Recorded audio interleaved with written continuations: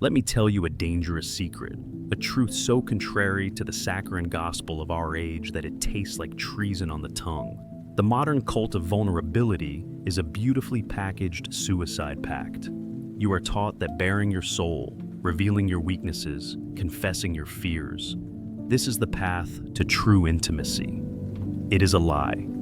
It is the most sophisticated and effective disarmament program ever devised. Your weakness is not a gift of trust. It is a loaded pistol you place on the table between you. You turn away, believing you have made a profound gesture of peace. You do not realize that you have just initiated the most dangerous kind of standoff, one where the other person has the only weapon, and you have given them every reason to eventually use it. Machiavelli, that unsentimental observer of the human zoo, understood this perfectly. He warned his prince that a ruler must never appear weak, hesitant, or dependent.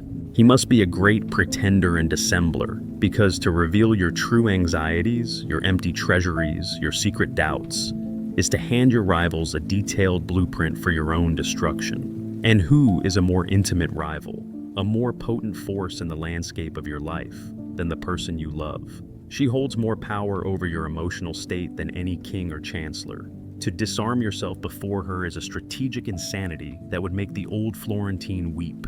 Imagine a master duelist. He is all grace and lethal precision, but he has one flaw. A childhood injury has left his left shoulder weak. In a duel, does he announce this to his opponent? Does he say, "Be gentle with my left side, for it is tender"? Of course not. He would be dead in an instant. He does the opposite. He protects it. He disguises it. He builds his entire fighting style around compensating for it, so that his weakness becomes unreadable, a mystery. His survival depends not on his opponent's mercy, but on his own relentless self-possession. You, in your quest for love, have been taught to be the foolish duelist. You have been told to point to the chink in your own armor, believing it to be an act of courage. It is not courage, it is a plea. It is the desperate hope that she will be so moved by your trust that she will choose not to aim for the heart you have so conveniently exposed. And she may not, for a week, for a year. She may even cherish your weakness, for a time. It makes her feel strong. It makes her feel needed. But the pistol remains on the table, and the day will come when a conflict arises, a moment where your interests and hers diverge. And in that moment of anger or fear or simple cold calculation, her hand will stray towards that pistol. Your own confessed fears will be used to prove your incompetence. Your own revealed anxieties will become evidence of your instability. Your vulnerability will be reframed as a burden she has been forced to carry, and she will pull the trigger, not with malice, but with the grim justification that you were, after all, too weak to be trusted with your own life. You gave her the gun, and then you blame her for firing it. There is a bleak folk tale from the dog-eat-dog world of the medieval Italian city-states. A condottiero, a mercenary captain, had a secret terror of thunderstorms, a fear born from a childhood tragedy. He revealed this to his wife, a woman he adored, as a sign of his ultimate trust. For years, she was his comfort during storms, but the condottiero grew powerful, and his wife's family saw him as a political rival. One day, as he was negotiating a critical alliance, his wife's brother arranged for a dozen servants to beat drums and shake sheets of metal outside the negotiating tent, mimicking the sound of a great storm. The condottiero, seized by his old terror, became a stammering, sweating wreck, losing the alliance and his reputation in a single afternoon. His most intimate secret, given as a gift of love, was used as the instrument of his public ruin.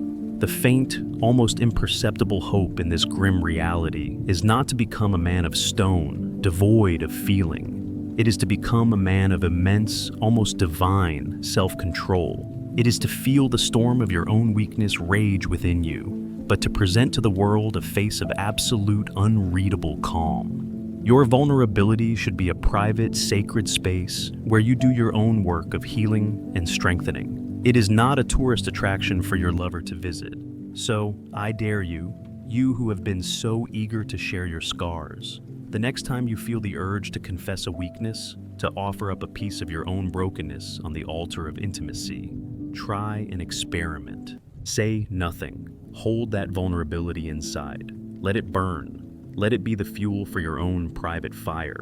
And watch how the dynamic of power between you begins to shift, silently, inexorably, in your favor.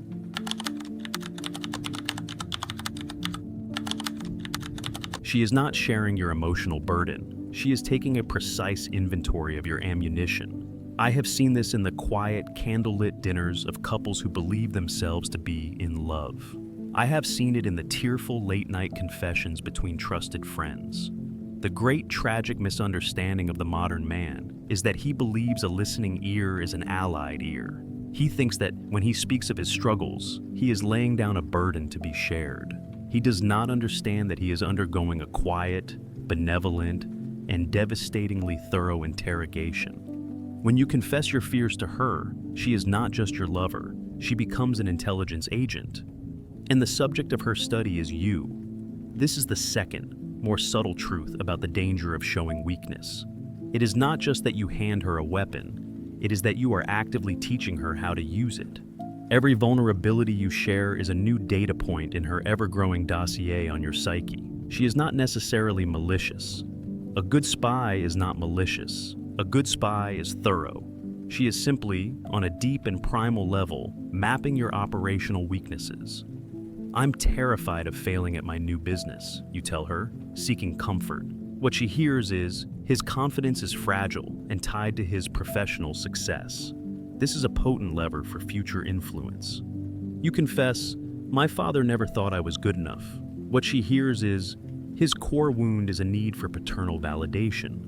Withholding approval will be a highly effective tactic in any future conflict. You admit, I feel lonely and disconnected from my friends lately. What she hears is, his support network is compromised. He is isolated. His dependency on me is therefore increasing. She listens with what appears to be perfect loving empathy. She holds your hand.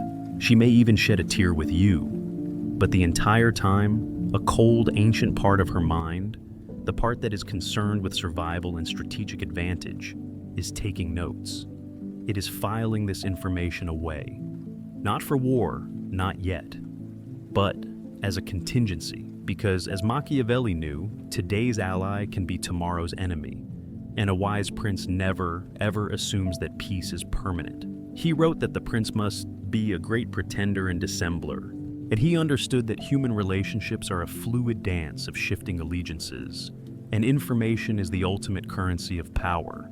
There is a strange, dark fable from the merchant courts of Bruges about a golem made not of clay, but of secrets. A lonely merchant, desperate for a companion he could trust completely, learned a secret magic. He built a man out of scrolls of parchment, upon which he wrote all his deepest fears, his commercial secrets, his personal shames. He breathed life into it, and the creature became his perfect confidant, for it was literally made of his own vulnerability. The merchant felt, for the first time, completely understood. One day, a rival merchant, a man of great cunning, managed to steal the golem. He did not destroy it. He simply unrolled its arms and legs and read the secrets written there. He learned the merchant's every weakness, every fear, every hidden leverage point. The next day, he used that information to ruin the merchant utterly, not with a sword, but with a few perfectly aimed whispers in the right ears. The merchant was not destroyed by his enemy. He was destroyed by the contents of his own soul, which he had foolishly given an external form. When you make a habit of confessing your weaknesses, you are building that golem. You are creating a living library of your own vulnerabilities and handing the key to the person closest to you. The faint, flickering hope in this paranoid vision is not to seal your lips forever. It is to become a master of strategic communication. It is to understand the difference between sharing an experience and surrendering a weakness. You can say, "This new project is challenging," without saying, "I am terrified I am not good enough for it." The first expresses a relatable struggle. The second reveals a core insecurity that can be exploited. You can learn to speak the truth, but to speak it slant. You can offer a version of your inner world that creates a feeling of intimacy, without handing over the keys to the citadel. This requires a level of self-awareness and control that is almost inhuman. It is the art of the diplomat, who can speak for an hour and say nothing of substance, all while making his audience feel heard and respected. It is the discipline of knowing that your inner world is your most sacred and strategic territory, and not everyone who asks for a tour deserves a map. So, let me ask you this. You who believe that your late-night confessions are the sacred rites of love, think back to the last time you truly bared your soul to her. When you were done, and she was holding you, comforting you, did you feel the unconditional warmth of a lover?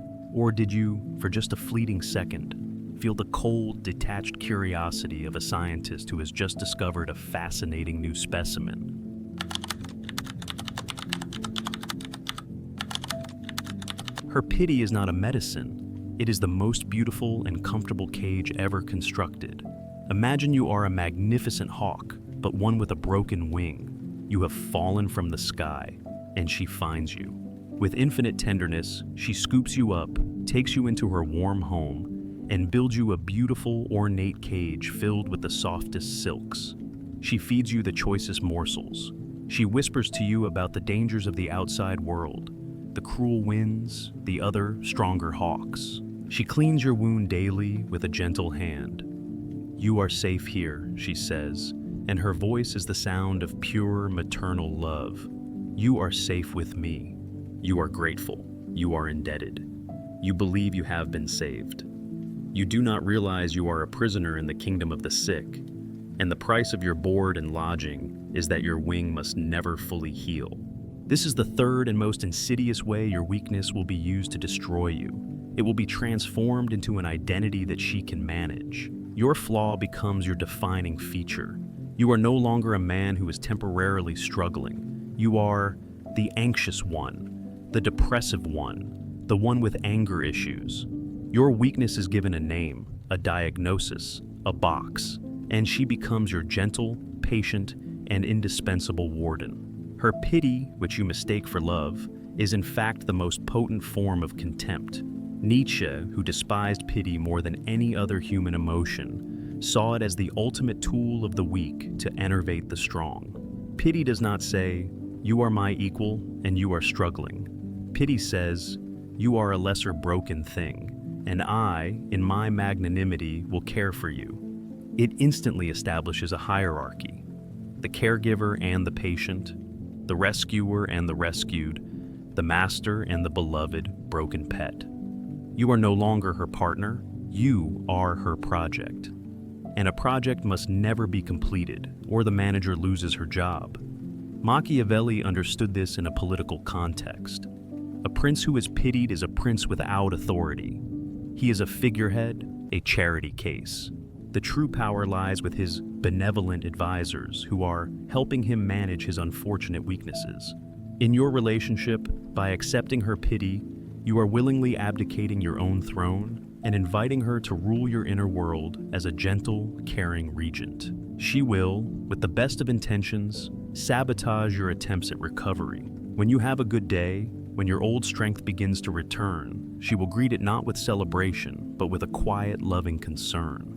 Don't push yourself too hard, she'll advise. Remember what happened last time. She is reminding you of your brokenness. She is gently guiding you back into your cage. Your strength is a threat to her position as caregiver. Your independence is a threat to the stability of the kingdom of the sick. In the folklore of the Russian steppes, they tell of a forest spirit, a mighty leshy with a heart of ancient oak, who was wounded by a hunter's silver axe. He was found by a village girl named Anya, who took him to her cottage and nursed him. The leshy, who had only ever known the brutal honesty of the forest, was captivated by her gentle pity. He stayed. But Anya was afraid of the forest. She told the leshy that his true strength was not in his wild power, but in his newfound gentleness. Whenever his wounds healed, and he spoke of returning to the woods, she would weep and speak of how she couldn't bear to see him hurt again. Her tears were more effective than a chain. He stayed for 100 years, a sad, mighty god living in a tiny hut, his power slowly seeping into the floorboards, all for the love of the girl who pitied him. Your comfort in her compassion is that cottage. It is a warm, safe, and soul-destroying prison. The hope here, the faint, brutal hope, is to learn to hate pity. You must develop an allergy to it. You must come to see a look of pity in your lover's eyes, not as a sign of her love, but as the most profound and intimate insult she could ever deliver. It is the moment you must choose to be the hawk that would rather die on the cold ground with a broken wing than live in the most comfortable cage. This requires a terrifying act of rebellion. It is the act of ripping off your own bandages. It is the act of saying, "Thank you for your care, but I would rather heal myself or die trying." It is the act of choosing the sharp, clean pain of your own struggle over the dull, comfortable ache of her management. You must reject her narrative of your brokenness and begin, however falteringly, to write your own story of your strength. So, I ask you, with the cold, diagnostic gaze of a man who has seen this sickness 1,000 times, that tender, loving care you receive, the constant concern for your fragile state, is it a medicine designed to heal you, or is it the gentle daily maintenance of the beautiful cage in which you have chosen to live?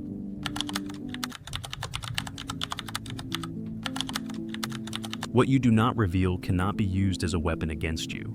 Imagine a fortress on a high, lonely crag. Its walls are sheer, seamless, and made of polished black obsidian.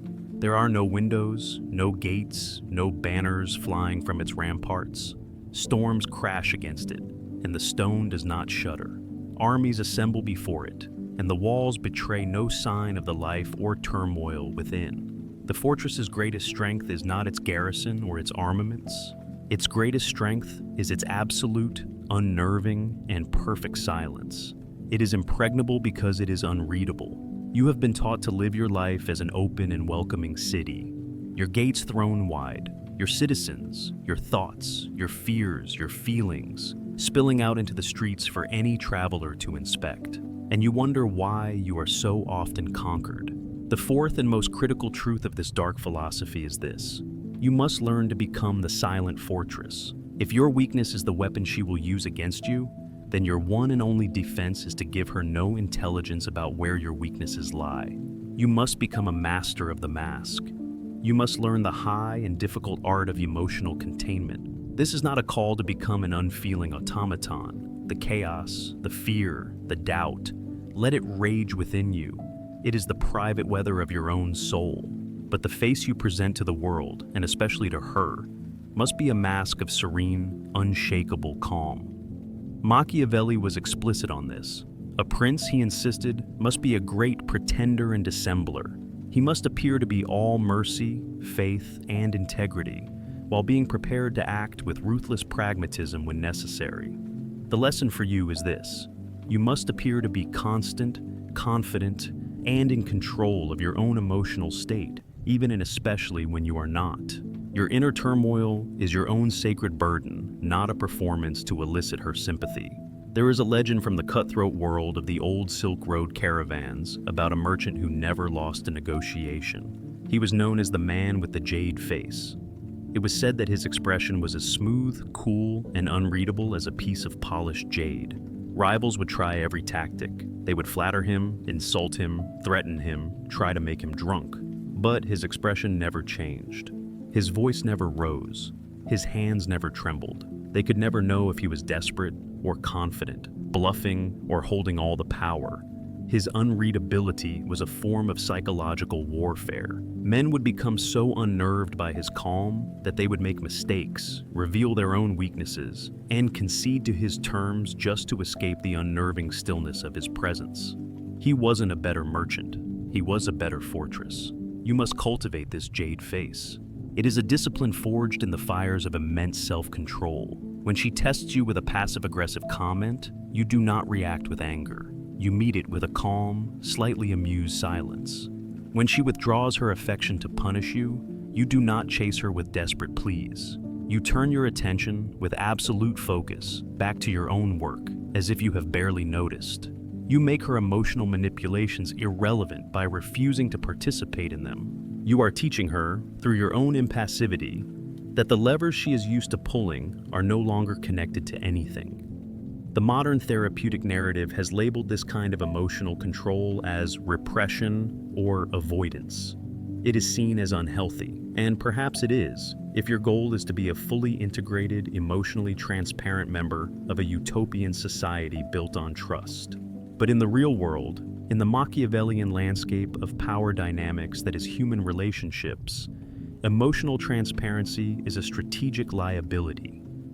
The Stoics of ancient Rome understood this.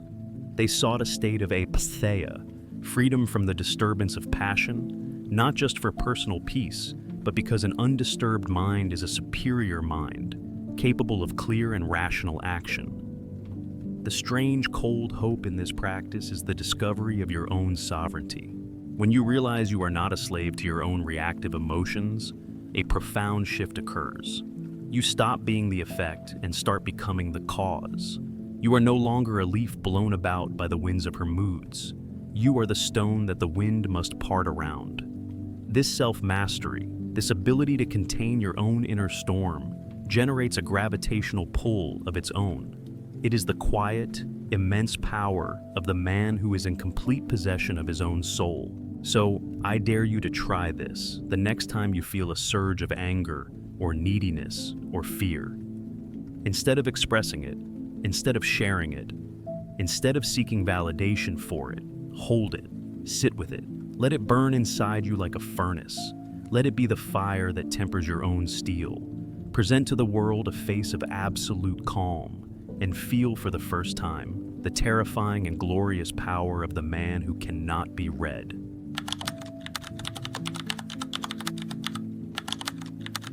The ultimate strength is not to hide your weaknesses, but to know them so intimately they cease to be weapons in anyone else's hands. And so we come to the end of the lesson. You have learned to see the dagger in the gift of vulnerability. You have learned to recognize the quiet audit of the soul. You have learned to despise the gilded leash of pity, and you have learned to build the silent, impregnable fortress of your own face. You have learned the dark arts of the prince. You have learned how to never show weakness.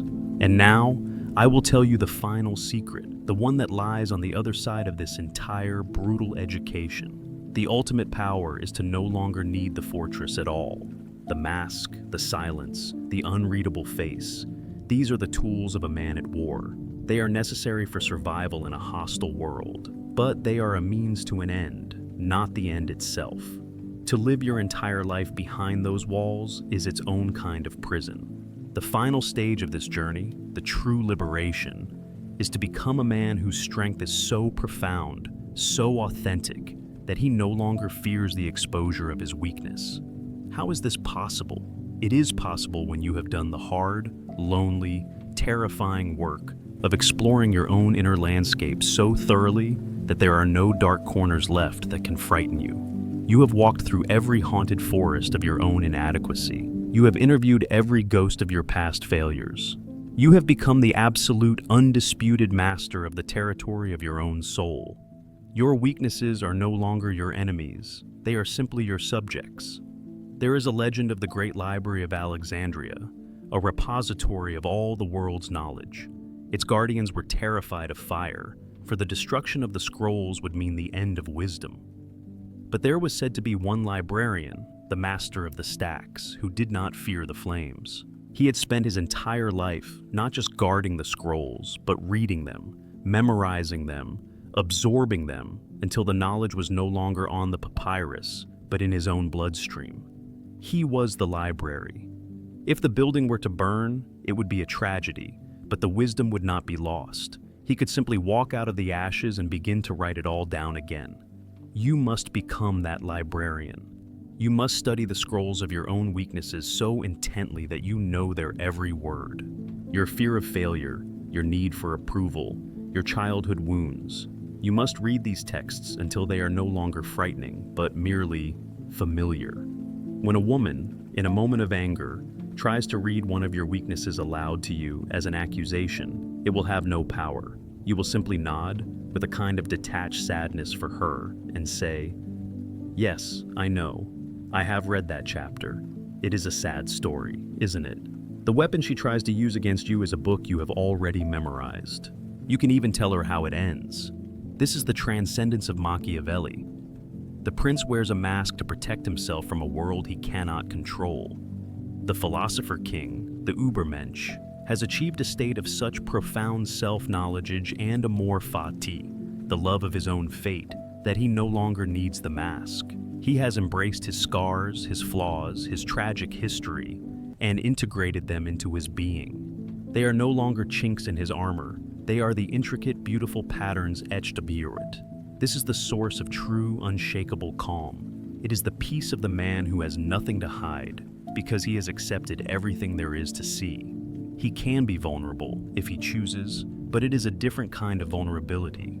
It is not the needy plea of the boy, but the calm, discretionary disclosure of the king, who knows that his throne is not threatened by the story of a battle he once lost. In fact, the story of the lost battle is what gives his current reign its weight and its wisdom. The work to achieve this is the loneliest work of all. It is done in the silence of your own mind. It is the brutal self-assessment, the unflinching inventory. It is the path we have spoken of, the path of the hunter, the path of the fortress builder. But its ultimate goal is not to build a fortress against the world, but to build a kingdom within yourself that is so well ordered, so well known to you, that you are no longer afraid of spies or invaders. You can leave the gates open and be free. So, I leave you with this final, quiet question. The weaknesses you have been trying so desperately to hide from her, to hide from the world, what if you were to stop hiding them? What if instead you were to turn and face them, and spend as much time and energy studying them as you have spent trying to conceal them? What if you were to finally read the book of your own beautiful, terrible ruin? What do you think you would find in its final pages?